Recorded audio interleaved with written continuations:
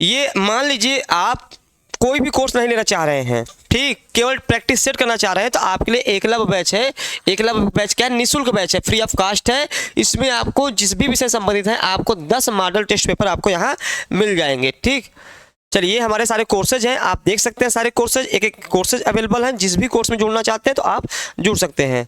चलिए, ये हमारा व्हाट्सएप स्कैन है। इससे क्या होगा, जैसे आप किसी टीचर से कुछ पूछना चाह रहे हो, अब आप ऑनलाइन में कैसे पूछेंगे, तो जैसे हिंदी आप तैयारी कर रहे हैं तो इसको स्कैन कर दीजिए, सीधे सर के व्हाट्सएप से जुड़ जाएंगे। तो आपको daily classes notes, vacancy update, important question for exam, syllabus discussion, इतनी सारी चीज़ें आपको इनसे सीधे जुड़ के आप इनसे पूछ सकते हैं। हर एक टीचर का है, मैथ का PM सर का है, और बॉटनी का सुमन सर का है, फिजिकल एजुकेशन का रोहित सर का है, और फिजिक्स का मुस्तफा सर का है, और आर्ट का पाठक सर का है, और इंग्लिश का BK सर का है, और हिस्ट्री का पाठक सर का है, कॉमर्स का अमिताभ सर का है, और पॉलिटिकल साइंस का सत्या सर का, और केमिस्ट्री का महेश सर का, और जूलॉजी का सिन्हा सर का, एजुकेशन का सरिता मैम का, ठीक। चलिए, अब आते हैं समाचारों पे। कुछ थोड़ा सा गुड मॉर्निंग, सबको गुड मॉर्निंग। थोड़ा सा मैं आपका 1 मिनट ले लेता हूं, क्योंकि कोर्स भी बताना जरूरी होता है भाई, वो भी हमारे लिए जरूरी है, ठीक है। 80% अभ्यर्थियों ने दी संयुक्त शोध प्रवेश परीक्षा। अब देखिए ये क्या है समाचार, बहुत लोग इससे जुड़े होंगे। अगर थोड़ा सा मैं पेन चौड़ा कर दूँ, हाँ चलिए ठीक। कह रहा है कि कार्यालय, हाँ, इलाहाबाद विश्वविद्यालय का संयुक्त शोध परीक्षा क्रेट है। जो आप देखिए, इलाहाबाद विश्वविद्यालय में अगर आपको PhD में इनरोल होना है तो आपको, भले आप नेट JRF हो, तो वहाँ आपकी एक परीक्षा क्रेट की होती है, ठीक है। तो क्रेट 2024 रविवार को शहर के 16 केंद्रों पर हुई। 80% अभ्यर्थियों ने परीक्षा में शामिल हुए। EBB अगले माह परिणाम जारी करेगा, और इसके बाद द्वितीय चरण साक्षात्कार का कार्यक्रम विभागवार किया जाएगा। मतलब आपको पहले एक आपका क्रेट का एग्जाम होता है, क्रेट के एग्जाम के बाद क्या होता है, आपका जो है इंटरव्यू होता है, साक्षात्कार होता है, उसके आधार पे मेरिट बनाई जाती है, तब आपको PhD करने का मौका मिलता है। ये आप केवल नेट और JRF से आप नहीं बन पाएंगे ना। बहुत लोग के मन में सर हम नेट की परीक्षा पास कर लिए, JRF की परीक्षा पास कर लिए, तो क्या और आगे चरण है? हाँ, आगे चरण ये होता है, जब भी जो केंद्र के यूनिवर्सिटी होते हैं, जो सेंट्रल यूनिवर्सिटी होती है, वहां पे एक अलग से परीक्षा अपना कराता है। उस परीक्षा का नाम है क्रेट परीक्षा, ठीक है। क्रेट की परीक्षा हर साल होती है, हर विषय में होती है, अलग अलग विषयों में। देखिए 43 विषयों में हुई थी। 1219 सीटों पर प्रवेश के लिए इस परीक्षा का आयोजित किया गया था। इसमें विश्वविद्यालय के विभागों, केंद्रों, 770 संगठन महाविद्यालयों में 449 सीटें हैं। परीक्षा में 9320 उम्मीदवार पंजीकृत थे, ठीक। तो आपका ये है, इसमें 50 प्रश्न पूछे गए थे, ठीक। तो ये आपको चलो जानकारी मिल गई। चलिए आगे देखते हैं, अगला समाचार क्या है आपके लिए। अब देखिए जो मामला चल रहा है, 69,000 शिक्षक भर्ती मामले की सुप्रीम कोर्ट में सुनवाई आज जो भी फैसला आएगा हम आपके सामने तत्काल लेके आएंगे। जो भी हाई कोर्ट, सुप्रीम कोर्ट का है, हाँ सुप्रीम कोर्ट, जो भी सुप्रीम कोर्ट सुनवाई करेगा, जो भी डिटेल निकल के आएगी, तुरंत हम आपके सामने उपस्थित आज हो जाएंगे। तो सबसे पहले जान लेते हैं, हाई कोर्ट की डबल बेंच ने 69,000 शिक्षक भर्ती को लेकर दिए गए निर्णय को सुप्रीम कोर्ट ने सोमवार 23 सितंबर को फिर सुनवाई किया। 9 सितंबर को मुख्य न्यायाधीश की अध्यक्षता वाली पीठ ने इस मामले में हाईकोर्ट के आदेश पर फिलहाल रोक लगाई थी। साथ ही सभी पक्ष को नोटिस जारी करते हुए अपना पक्ष रखने को कहा था। 69,000 शिक्षक भर्ती से को लेकर काफी समय से युवा आंदोलन कर रहे हैं, साथ ही कोर्ट में भी इसकी लड़ाई लड़ रहे हैं। इस क्रम में इलाहाबाद हाईकोर्ट की डबल बेंच ने इस मामले में पुरानी सभी सूची निरस्त करते हुए आरक्षण के नियमों के अनुसार सूची बनाने का निर्देश दिया था, ठीक है। अगर मैं बता दूं आपको संज्ञान में होगा तो यह जानकारी कहाँ की है कि 69,000 की जो वैकेंसी हुई थी, 69,000 की, ये आरक्षण का मुद्दा है। क्या है? आरक्षण का मुद्दा लेकर के आपका ये मामला चला गया था कोर्ट में। जो OBC वर्ग था वो कहता है कि मुझे जितना आरक्षण मिलना चाहिए उतना आरक्षण नहीं मिला है। तो पहले हाईकोर्ट ने जो है वह OBC को देखते हुए सूची को रद्द करके नई सूची मेरिट लिस्ट जारी करने के लिए कहा गया था। जो अनारक्षित वाले वर्ग थे वो पहुंच गए थे सुप्रीम कोर्ट पहुंच गए। तो सुप्रीम कोर्ट ने इस हाईकोर्ट के ऑर्डर पर रोक लगा दी थी। नए सिरे से दोनों पक्षों को कहा था अपने अपने सबूत लेके आइए। तो एक सुनवाई तो 9 सितंबर को थी और आज दूसरी सुनवाई 23 सितंबर को होने वाली है। एक अहम निर्णय है, सुप्रीम कोर्ट क्या फैसला लाती है तो हम उस पर फिर से बात करने वाले हैं। चलिए जब आएगा तदर्थ शिक्षकों व शिक्षा मंत्री पर लेंगे सरकार निर्णय, सकारात्मक निर्णय। अब देखिए तदर्थ शिक्षकों पर शिक्षा मित्रों पर लेंगे सकारात्मक निर्णय। अब देखिए आपको पता होगा कि ये हैं, आप इनका चेहरा पहचान रहे होंगे, ठीक। ये है केशव प्रसाद मौर्य जी। इन्होंने कहा है, इनके बयान है, चूंकि उप मुख्यमंत्री है तो इनका भी अहम बयान होता है। विधान परिषद सभापति के निर्देश पर बेसिक, माध्यमिक व उच्च शिक्षा विभाग के शिक्षकों की समस्याओं पर नेता सदन व उप मुख्यमंत्री केशव प्रसाद मौर्य की अध्यक्षता में शनिवार को बैठक हुई। इसमें तदर्थ शिक्षकों के वेतन, तैनाती व शिक्षा मित्रों के के मानदेय मामलों में सकारात्मक निर्णय लेने की बात कही है। देख ले, जो भी आपके तटस्थ शिक्षक होंगे जो बहुत 2000 मैंने बताया था ना 2002 तक लगभग जो कर रहे थे, ठीक, उनका कोई वो नहीं था, क्या बोलते हैं, रेगुलर नहीं थे, रेगुलर वाली बात यहाँ पे हो रही है। ठीक, तो यहाँ आपको एक अच्छी खबर ये है, नियमावली 1998 में धारा 12, 18, 21 से जोड़ने की सहमति बनी है। ठीक, अब देखिए, बैठक में शिक्षक नेताओं ने वर्ष 1981 से 2020 तक 40,000 शिक्षकों की कर्मचारियों को विजिलेंस सतर्कता का जांच का मुद्दा उठाया। इस पर कहा गया जिसकी शिकायत होती है उसे बुलाकर पूछा जाए। ठीक, चलिए, तो आपका ये है अगला समाचार जो है आपके लिए, भर्ती प्रस्तावों की खामियां दूर करनी होगी। अब देखिए क्या है, भर्ती प्रस्तावों की खामियां विभाग को 15 दिनों दूर करने हुए उसे पुनः संबंधित आयोगों को भेजना होगा। प्रमुख सचिव नियुक्ति एवं कार्मिक एम देवराज ने इस संबंध में सभी विभागाध्यक्षों का निर्देश भेजा है। इसमें कहा है कि सभी विभागों के समूह क, ख और ग पदों पर भर्ती के लिए आयोगों को प्रस्ताव ई अध्याचन पोर्टल के माध्यम से भेजने की व्यवस्था की गई है।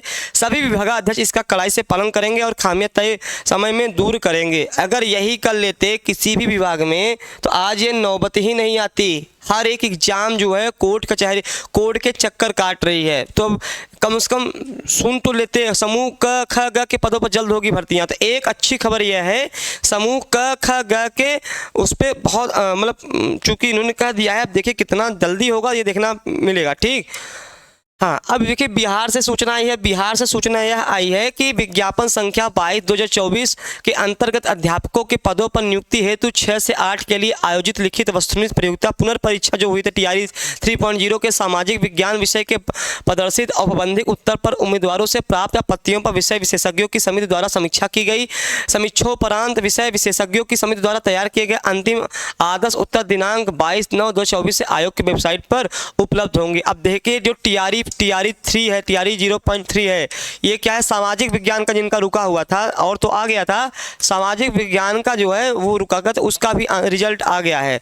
रिजल्ट माफ करिएगा, फाइनल आंसर की आ गई है, फाइनल आंसर की आ गई है। ठीक, तो आपको ये देखना होगा। तो एक चीज़ तो तय है, TRE 4 जो है ये बहुत प्रबल संभावना हो गई है आने के लिए। जल्दी कब आएगी? आपकी नवंबर में आ जाएगी, 100% नवंबर में आपकी आ जाएगी, क्योंकि अक्टूबर तक तो आपके सारे रिजल्ट फाइनल आ जाएंगे, सारे फाइनल रिजल्ट आपके आ जाएंगे। ठीक, अक्टूबर तक, तो ये नवंबर तक TRE 4 आने की संभावना है और इसकी परीक्षा संभवतः 2025 में ही हो पाएगी, क्योंकि नवंबर, दिसंबर, जनवरी, क्योंकि वहाँ मतलब 2025 में ही संभव है जब भी करा लें वो। ठीक, चलिए, मैं और बच्चों को मैं देख रहा हूँ आयोग का अस्तित्व खत्म पर साइट चालू, बड़ा विडंबना है। उत्तर प्रदेश उच्चतर शिक्षा सेवा चयन आयोग का अस्तित्व अब भले ही समाप्त हो चुका है, लेकिन वेबसाइट अभी भी आबाद है।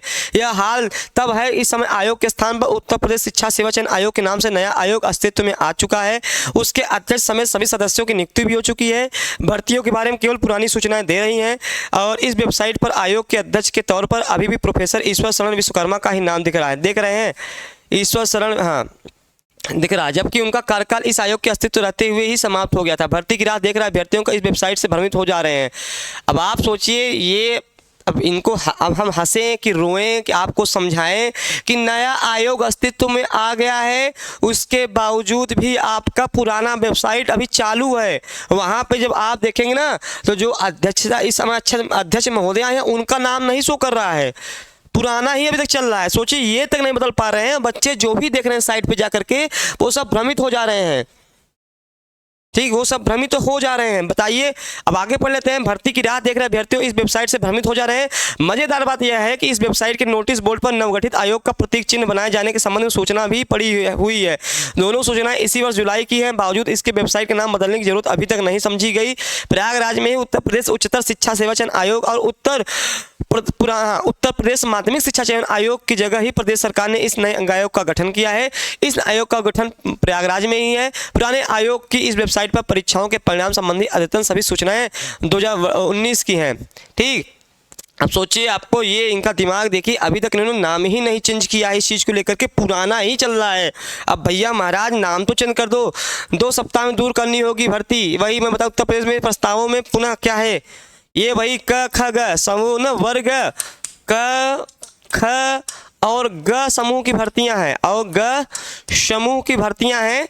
जो भी खामियां हैं 15 दिन के भीतर पूरी करके एक नए सिरे से एक वैकेंसी लाई जाए। ठीक है, इस समय वैकेंसी 15 दिनों में आयोग ने उसे पुनः, अब मैं पढ़ दूं, उत्तर प्रदेश में भर्ती प्रस्तावों की कमियां विभागों को अब 2 सप्ताह में दूर करते हुए उसे पुनः संबंधित आयोगों को भेजनी होगी। प्रमुख सचिव नियुक्ति एवं क्रमिक देवराज ने इस बात की सभी विभागाध्यक्षों को आवश्यक निर्देश दिया है। ठीक है, अब ये 15 दिन में सुनते हैं नहीं सुनते हैं मुझे खुद नहीं पता है, इनकी बात तो मुझे भरोसा ही नहीं होता है। इसलिए नहीं होता है कि 15 दिन में सुन लेंगे, आपको लगता है, हमको तो नहीं लगता है कि 15 दिन में इतने इनके चैतन्य अधिकारी हैं। 69,000 भर्ती विवाद के बीच उछला EWS का मामला। देखिए ली, अभी तक मुद्दा और था, अभी अलग अलग ही मुद्दा रहा है। देखिए फिर से आ जाइए, परिषदीय प्राथमिक स्कूलों में 69,000 शिक्षक भर्ती में आरक्षण विवाद के कारण नए सिरे से पूरी चयन सूची बनाने के हाईकोर्ट के डबल बेंच के आदेश का मामला अभी भी थम नहीं रहा है कि इस भर्ती में EWS का भी। अभी देखिए, हे भगवान ही बचाए 69,000 वाली वैकेंसी को। अभी तक एक वैकेंसी थी, आरक्षित और अनारक्षित वर्ग को लेकर के घमासान मचा हुआ है, सुप्रीम कोर्ट तक घमासान पहुंच गया है। उसी में एक घमासान नया जुड़ गया है, क्या? EWS आपको पता होगा कि जो जनरल वाले को 10% आरक्षण मिलता है, उनका भी पेज फंस गया है। ठीक, हाँ, आर्थिक रूप से पिछड़े अभ्यर्थियों को 10% आरक्षण देने की मांग को लेकर हाईकोर्ट में याचिका दायर की थी। अभ्यर्थियों का कहना है कि 69,000 भर्ती के लिए सहायक अध्यापक भर्ती परीक्षा की अधिसूचना परीक्षा नियामक प्राधिकारी ने 1 दिसंबर 2018 को जारी की थी। प्रदेश सरकार इस तिथि से भर्ती प्रक्रिया शुरू मानकर EWS वर्ग को आरक्षण का लाभ नहीं दे रही है, जबकि सरकार ने सुप्रीम कोर्ट में राम शरण मौर्य बना उत्तर प्रदेश सरकार के केस में माना है कि ATRE एक पात्रता परीक्षा है जो किसी भी उम्मीदवार के उत्तीर्ण होने पर नौकरी गारंटी नहीं देता है। अब देखिए, अब कहने का मतलब ये है कि ये जब आरक्षण दिया था, आरक्षण समय 10% का सरकार ने दे दिया था। सुनिए मेरी बात को, आरक्षण समय जो है जब ये फॉर्म आया था उस समय 10% आरक्षण लागू हो गया था, लेकिन वहाँ पे इसका लाभ नहीं मिल रहा है, तो एक वर्ग इस कारण से भी पहुँच गया है। हालांकि हाईकोर्ट की सिंगल बेंच में यह याचिका खारिज कर दी गई थी। इसके बाद EWS वर्ग के अभ्यर्थियों ने डबल बेंच में अपील की। 17 सितंबर को सुनवाई के दौरान बेसिक शिक्षा परिषद के अधिवक्ता ने जब बात कही तो 69,000 भर्ती का मामला सुप्रीम कोर्ट में लंबित है और 23 सितंबर को अगली सुनवाई होगी, तो डबल बेंच ने सुनवाई टाल दी है। आज EWS की भी सुनवाई होनी थी, लेकिन चूंकि सुप्रीम कोर्ट में सुनवाई है तो आज टाल दी गई है। तो भैया गजब चल रहा है। चलिए मैं आप लोग का प्रश्न देख लूँ। बहुत लोग का प्रश्न है, सर यूपी TGT PGT का पेपर कुछ बताइए। TGT PGT के पेपर के बारे में क्या बताएं सर जी? यूपी PGT कब है? जय हिंद गुरु जी, सबको जय हिंद। और यूपी जूनियर 6 to 8 को लेकर कब आएगा? देखिए बच्चों का सवाल बहुत ज़्यादा है। देखिए एक तो TGT PGT मैं यहाँ थोड़ा क्लियर कर दूँ, TGT PGT असिस्टेंट प्रोफेसर, ठीक है, और जूनियर आपका जूनियर 6 to 8 यहाँ पे ये मामला है। अब देखिए सबसे पहले समझ लीजिए, अभी सबसे पहले असिस्टेंट प्रोफेसर का पेपर कराने की प्रक्रिया है। अब देखिए मेरी बात समझिए बहुत साफ शब्दों में, जो मेरा मानना है, अभी देखिए अभी आपका सेंटर अलॉट होगा, नया पेपर नए सिरे से बनेगा। ठीक है, अभी 4 उप सचिव नहीं आए हैं, इतनी सारी प्रक्रिया होंगी, उसके बाद तब जा कर के तब अगर बनेगा तो दिसंबर तक हम लोग मान के बैठे हैं कि दिसंबर में पेपर करा ले, क्योंकि क्या बोलते हैं, कॉलेज अलॉट करना, सेंटर बनाना, पेपर बनाना, सारी चीज़ सेट करना, ये 1 से 1.5 महीने लग जाता है। चूँकि सरकारी काम है तो और उम्मीद तो नहीं की जा सकती है। दिसंबर तक मान के बैठे हैं कि TGT PGT का जो पेपर है वो आखिरी दिसंबर में करा ले या शुरुआती जनवरी में करा ले। मान लीजिए 15 जनवरी से महाकुंभ लग रहा है, तो एक विकल्प ये भी बनता है कि 1 से 14 जनवरी का जो समय है उसमें भी कराने के लिए सोचा जा रहा है। अगर हो जाए तो ठीक है। हम लोग फिलहाल आप लोग एक ही चीज़ करिए, दिसंबर मान के चलिए, लास्ट दिसंबर तक आप लोग तैयारी दिसंबर के ही हिसाब से करिए। बढ़ जाएगा अच्छी बात है, कुछ तैयारी का मौका मिल जाएगा। ठीक, तो ये मत सोचिए कि कब होगा। आपसे मेरी इतनी ही रिक्वेस्ट है कि आप लोग केवल पढ़ते रहिए। अब अगर आपने लापरवाही की, पेपर कब होगा कि नहीं होगा, क्योंकि कंपटीशन बहुत ज़्यादा है। 41 और 63 मात्र सीटें TGT PGT में हैं। औसतन एक सीट पर लगभग 56-57 लड़के हैं, तो पेपर भी थोड़ा सा टफ ही आएगा, क्योंकि टीजीटी तो इंटरव्यू हट ही गया, आप जान रहे हैं, पिछली बार का पेपर देखा था आप लोगों ने। तो इस बार जो है आप लोग दिसंबर लास्ट मान के चलिए, क्लियर तभी हो पाएगा जब इनका कैलेंडर जारी होगा। अब चूंकि हम लोग जब धरना प्रदर्शन चल रहा था टीजीटी पीजीटी का, तो सचिव जी से हमारी टीम, मैं वहाँ स्वयं मौजूद था, कि मैंने उनसे पूछा था, मेरे वीडियो भी पड़े हुए हैं, कि सर कब तक कैलेंडर जारी होगा। उन्होंने कहा था बहुत प्रेम से कि हम आप लोग के लिए सुबह 9 बजे से आते हैं और रात में 9 बजे रात जाते हैं, 12 घंटा काम कर रहे हैं। हमने कहा सर ये काम पहले ही ढंग से कर लिया होता तो 14 घंटे काम करने की आवश्यकता नहीं पड़ती। जैसे कुछ बच्चा ऐसा होता है जो शुरू से तैयारी करता रहता है धीरे धीरे, और कुछ बच्चे ऐसे होते हैं जब एग्जाम पीरियड जब नज़दीक बचता है तब 16 घंटे पढ़ते हैं, वो पढ़ाई काम की नहीं होती। तो ऐसे ही तो टीजीटी पीजीटी में उन्होंने कहा सितंबर के माह के अंत तक आपका कैलेंडर जारी होने की संभावना है। ठीक, तो आप लोग केवल दिसंबर मान के चलिए, बहुत उड़ के जाएगा तो 15 जनवरी के भीतर मैं मान के चल रहा हूँ सब कुछ क्लियर होगा आपके कैलेंडर आने के बाद। मैं तो भगवान, देखो भगवान तो हूँ नहीं, जो सूचनाएं आती हैं, इन्फॉर्मेशन जो निकल के अंदर से आती हैं, मैं वही दे सकता हूँ। ठीक, अपने से कह दूंगा तो भी तो गड़बड़ है। रही जूनियर की भर्ती, जूनियर की भर्ती जो पुरानी वैकेंसी हैं जो लंबित पड़ी हैं, पहले हो सकता है उसको क्लियर करें। अभी शिक्षक पात्रता परीक्षा टेट के विषय में भी हमें नहीं लग रहा है कैलेंडर जारी करने के लिए कुछ करेंगे। इनका पहला प्रायोरिटी होगा जो लंबित भर्ती परीक्षाएं पड़ी हुई हैं उन परीक्षाओं को कराना। ठीक है, टीजीटी पीजीटी और असिस्टेंट प्रोफेसर की पहली प्राथमिकता इनकी है। इस पेपर को कराने के बाद तब आगे चीज़ें सोची जाए। ठीक, तो जूनियर के बारे में भी पुराने जो रिजल्ट, जो पुराना पेपर हुआ था उसके विषय में सोचा जा सकता है। अभी नई वैकेंसी विषय में तो हम कुछ नहीं कर सकते हैं। हाँ, 27,713 जो पद हैं, 27,713 जो पद हैं, जिसका 68,500 में जो आया है, 68,500 वाले में जो है, 68,000 वाले में जो आया है, 68,000 वाले में, इसमें मैं कह सकता हूं कि आपका 27,713 पद पे स्टेट की परीक्षा होनी तय है। ठीक, होनी तय है। हाँ, एक खबर ये निकल के आ रही है, अभी सूत्रों से ही पता चलता है। सूत्र कहाँ से आते हैं, आप लोग भी आजकल इतने एक्टिव हो गए, सोशल मीडिया पे इतने ज़्यादा एक्टिव हैं, आप लोग भी इन्फॉर्मेशन लेते रहते हैं। मुझे लगता है कि मैं बताऊँगा इससे पहले आपको पास बहुत सारी खबरें पहुँच जाती हैं। तो देखिए एलटी का सुनने में आ रहा है कि एलटी का आपका अक्टूबर लास्ट तक या शुरुआती नवंबर में आपका आने के ज़्यादा चांस बन रहे हैं, और उसकी परीक्षा 2025 में ही संभव है, 24 में नहीं है। एलटी की टीजीटी पीजीटी और जीडीसी की परीक्षा आएगी नवंबर तक संभावना है, और परीक्षा जो है आपकी 2025 में ही होने हैं, मार्च अप्रैल में। ठीक, न्यू वैकेंसी की डेट नहीं होगी तो इसलिए कैलेंडर में क्या, देखो मैं बता दूं थोड़ा सा आपको सहूलियत के लिए, जब हम लोगों ने चर्चा किया था टीजीटी पीजीटी तो महाधरना प्रदर्शन था, उसमें सारे बच्चों ने डिमांड रखी थी सर जो 25,000 वैकेंसी आपकी खाली हैं, चूँकि खाली हैं एकदम प्योर खाली है, कोई बताने की आवश्यकता नहीं है, तो आप इसको ऐड क्यों नहीं कर देते हैं। तो सचिव जी ने कहा था ये हमारे अधिकार क्षेत्र नहीं है। हाँ, हम इसकी जो अध्याचन है वह हम मुख्यमंत्री तक भेज देंगे, तो भेजा भी जा चुका है, मुख्यमंत्री को भेजा जा चुका है कि 25,000 सीट रिक्तियां हैं, उसके लिए जो भी आदेश हो वो आप बताएं तो आयोग उस आदेश पे करेगा। तो सब कुछ मुख्यमंत्री के ऊपर टिका हुआ है। अब वो क्या आदेश लेते हैं, वो क्या करते हैं, जोड़ा जाएगा कि इस परीक्षा के बाद नया कैलेंडर आएगा, ये तो आने वाला समय ही बताएगा। मैं आपको आश्वासन तो दे नहीं सकता किसी बात को लेकर के नहीं आएगा ही आएगा, सिक्योरिटी साथ आएगा, देख लेना, ऐसा वैसा ऐसा कुछ नहीं है। बस इतना ही मैं कहना चाहूँगा कि आप लोग पढ़ते रहिए भाई, पढ़ने का मौका आ गया है, पढ़ते रहिए।